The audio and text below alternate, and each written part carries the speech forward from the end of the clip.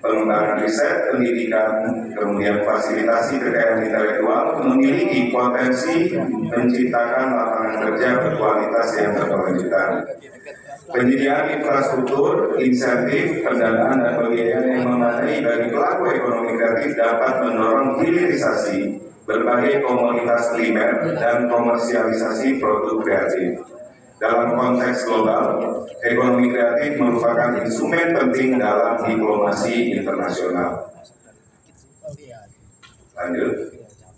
Keyakinan kami bahwa ekonomi kreatif sebagai the new engine of growth dalam perekonomian Indonesia didasari landasan yuridis sebagaimana disebutkan Undang-Undang Dasar 1945 Pasal 28J yang menyatakan setiap orang berhak mengembangkan diri melalui pemenuhan kebutuhan dasarnya, berhak mendapatkan pendidikan dan memperoleh manfaat ilmu pengetahuan dan teknologi, seni dan budaya demi meningkatkan kualitas hidupnya dan demi kesejahteraan umat.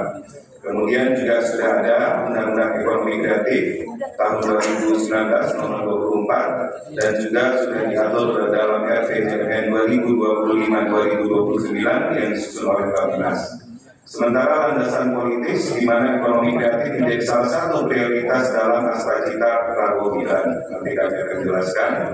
Kemudian landasan akademis dari berbagai studi yang dilakukan oleh akademisi dan lembaga internasional seperti UNCTAD dan OECD dan PBB juga menunjukkan bahwa ekonomi kreatif berperan signifikan dalam pertumbuhan ekonomi dunia termasuk Indonesia, termasuk negara maju bahkan negara-negara berkembang di ASEAN seperti Vietnam, Thailand, dan Malaysia.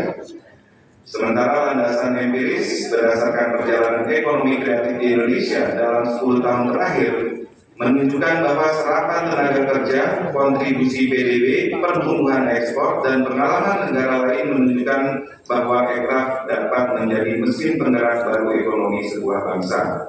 Faktanya, serapan tenaga kerja, nilai tambah ekraf, nilai tambah terhadap PDB, dan ekspor ekraf meningkat sekitar 2 kali lipat dalam 10 tahun terakhir.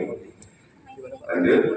Dari 8 poin Astagita Prabowo Gibran, kata ekonomi kreatif dan industri kreatif disebut secara tegas dalam poin kedua dan poin ketiga. Sementara 3 poin lainnya secara tidak langsung beririsan dengan pengembangan ekosistem kreatif, yaitu poin keempat, 5, dan 6. Sebagai ilustrasi, Astagita poin kedua dinyatakan secara tegas, pemerintah akan mendorong kemandirian bangsa melalui salah satunya ekonomi kreatif, setara dengan prioritas pemerintah lainnya seperti swasembada pangan, swasembada energi, dan swasembada air. Dalam Astagita ketiga, Presiden Prabowo juga menyatakan secara tegas akan meningkatkan lapangan pekerjaan yang berkualitas, salah satunya dengan mengembangkan industri kreatif. Lanjut. Jadi di dalam Astagita sendiri, kata industri kreatif dan ekonomi kreatif itu masing-masing disebut hingga 10 kali.